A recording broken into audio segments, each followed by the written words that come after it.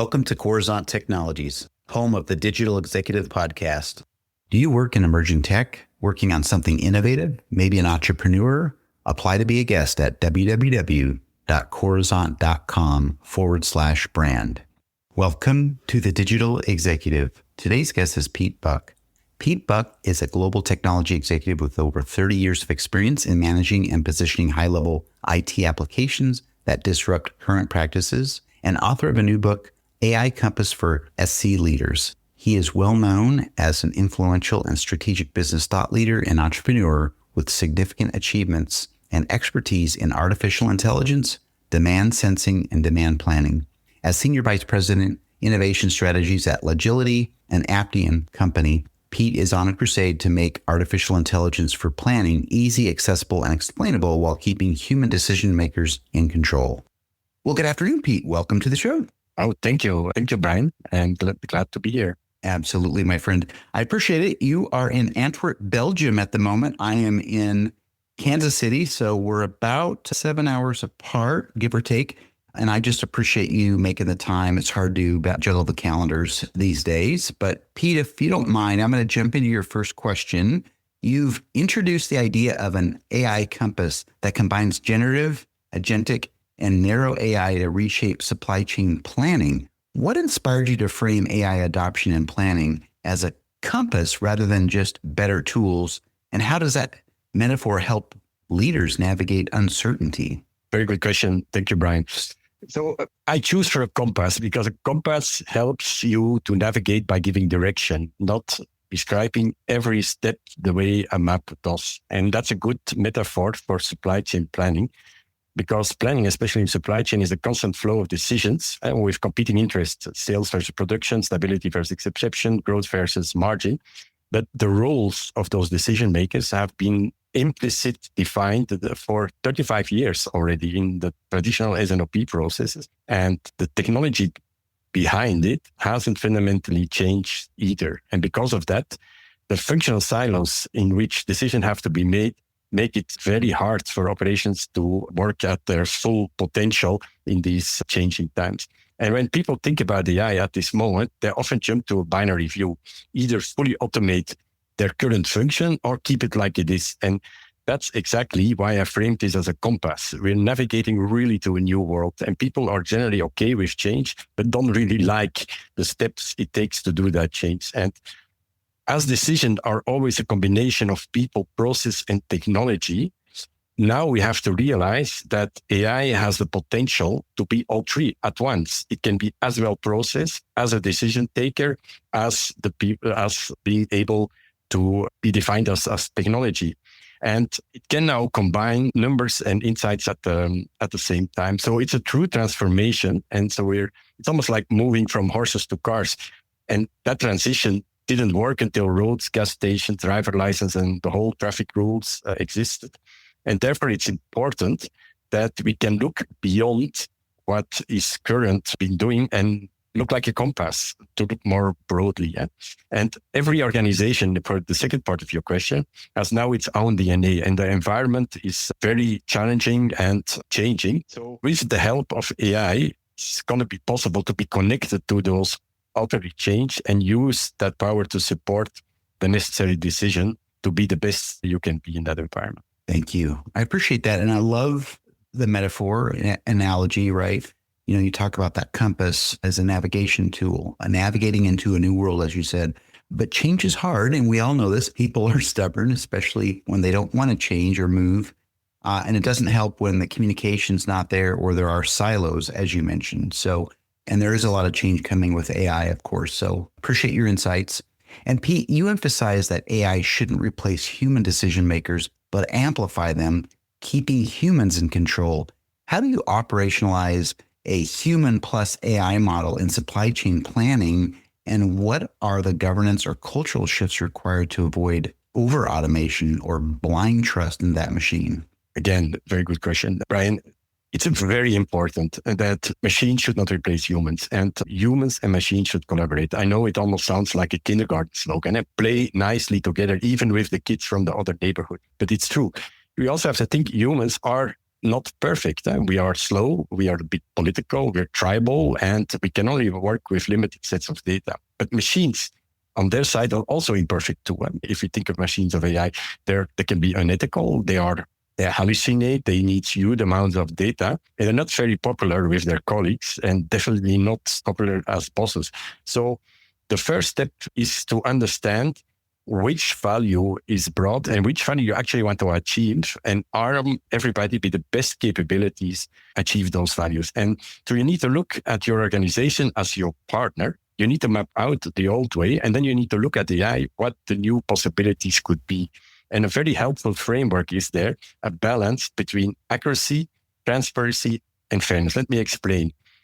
If you don't understand something, then you don't want to give it to AI to solve it, because it's going to be too opaque. So that you want to supervise. But if it's easy and you understand it, let's automate it. And if it's very complex, let's automate it, but supervise it. So if fairness matter also in this triangle, then keep humans in the loop. You don't want your production planning to plan over Christmas, for instance. So the cultural shift is moving basically from these siloed KPIs to a more horizontal approach where you look at the total value concept. It means recognizing where people have a capability bias and where they can support it with processes and the roles that can look at the whole value creation. So now we train people in almost to be the stereotype type of what their current roles are defined. Sales, for instance, they are social, but they not be trusted with finances. They're not commercial. But if we support them in the right way, we can give people more holistic functions looking at the total. And the more complex the problem is, on contrary, the more human supervision you need. But once you get the model right, of course, the speed and the impact is comparable to the horse and the car going from 20 miles to 100 miles an hour. But if you don't understand the problem yourself, then don't trust the machine. Great. I appreciate that. Just to kind of step through some of the things that you highlighted. Obviously, machines cannot replace humans, and both are imperfect. Working hand in hand, this partnership could be unstoppable, but you talked about those processes or tasks. If it's easy and you understand it, automate it. If it's complex, you must automate, but must supervise. And the more complex, there's more supervision required. So I really appreciate that.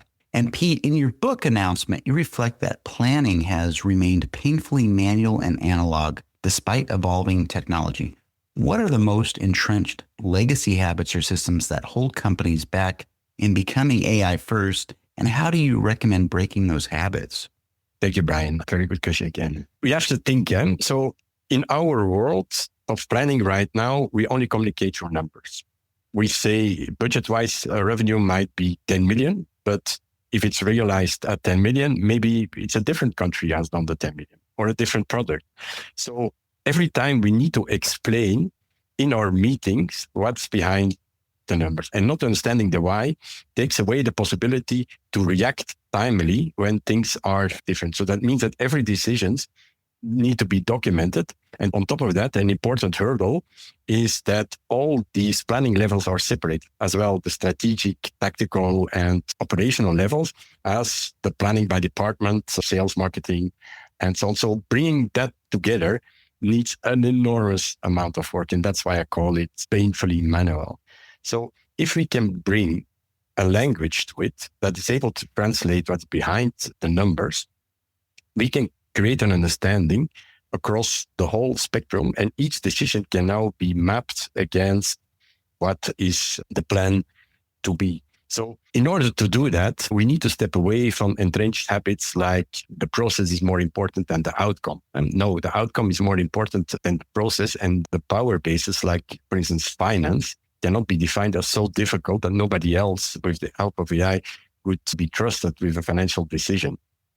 Bringing the power of decisions to the decision takers is one of the opportunities that AI can bring. And by decomponentizing the numbers in the underlying drivers, it's also possible to understand where exactly we're deviating from what we thought what's going to happen. So we can step out of this, okay, we've made this plan and now it has to stay for a year. We can go back to, okay, if our assumptions change and the reality shows that the change is permanent, then we should change our plans. Thank you. Appreciate that. And, it is a complex world, and we all know we've all been there in whatever it is, a board meeting or some other type of meeting. And our world, as you said, is communicated in numbers, and every number needs to be explained. Now, if we can bring a map to provide that translation behind the numbers, that is going to help decision makers make better decisions, faster decisions. And obviously, you talked about the outcome being important. So I appreciate that. And then, Piet, the last question of the day, beyond technology, you argue that culture and change management are major barriers to AI adoption and planning. What skills or mindsets do you believe supply chain professionals must develop today? And how should leaders build a culture that's ready for AI augmented planning?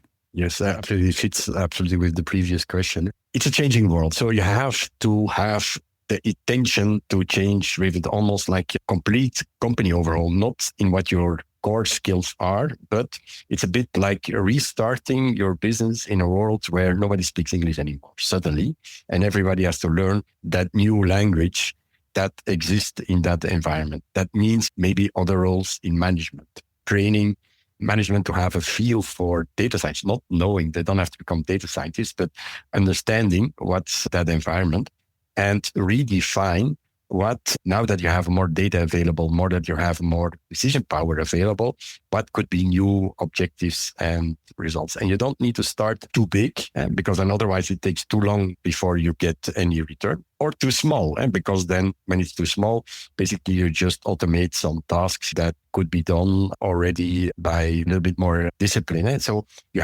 really have to look at the process, define a new one, and make sure that there is an owner of the total process. Because one of the risks is, of course, that if you go across different silos, as long as there is no improvement in the silo, that people say, okay, the process has failed. And you need, like I said, to retrain the organization. And a lot of barriers come from fear. Not fear, like I'm scared of height, but worries about, if I reskill my people, will they stay? Will they move to another department? Maybe I will lose control, or maybe the KPIs that have been always the driver of my department will go away, because in some cases, serving a customer might mean more inventory, and I don't like that. But when you get it right, the business case is really enormous. It's almost like 50 times a traditional business case for $1 billion company. If you increase your accuracy, you're talking about 2 million. If you're talking about creating your organization in the best possible way, you're talking about like 100 million as a potential. So this mind shifts need to come from this understanding and the curiosity about the why, with a willingness to unlearn old habits, and of course, confidence to work side by side with AI rather than fear it. So this culture change needs almost like to go like an embracing and think through how it could impact your environment. Thank you. Appreciate that. A lot to unpack there, but I agree. There's a lot behind messaging and change management. The culture, there's a lot that goes into that, but we as an organization need to be able to adapt to this changing world. And it's important, you highlighted helping your organization to understand and train before you move forward when you, for example, redefine objectives. But it's important to identify an owner of a process as well. You talked about that. But again, that communication, help people understand that why is so important. So I appreciate all your insights on that. And Piet, it was such a pleasure having you on today, and I look forward to speaking with you real soon. Okay. Thank you very much, Brian. The pleasure was totally on my side, and thanks for having me. Bye for now.